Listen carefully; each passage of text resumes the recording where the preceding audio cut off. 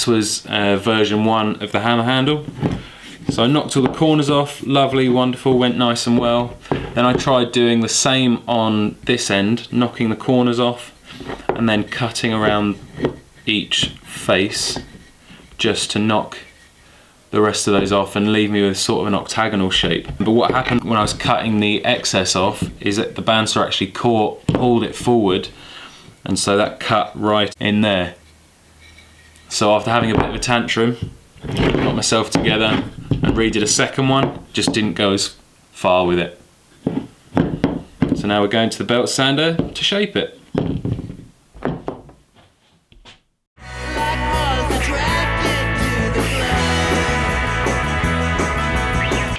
This is going to take forever.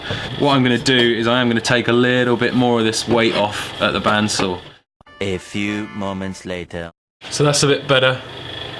There's a lot more of that weight is gone. So it's now a nice sort of size. I've just got to refine that shape and get it to fit the hammer.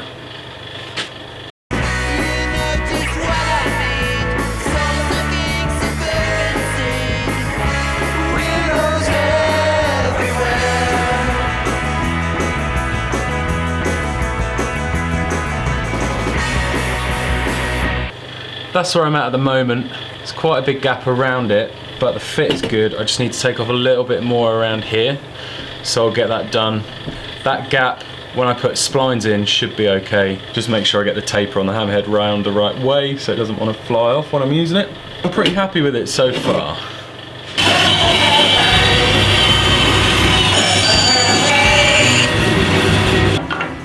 There we go, that's a bit better. Much smaller, much thinner, but not too small.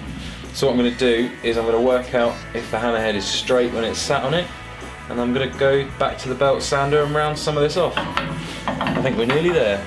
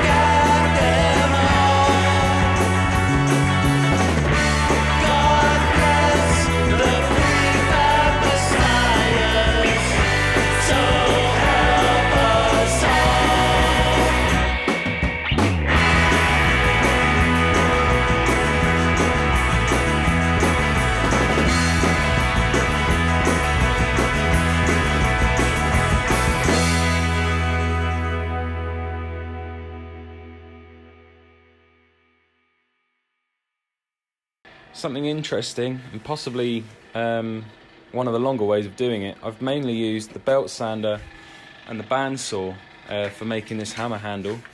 But what I always forget is that I do own rasps, and I never bloody use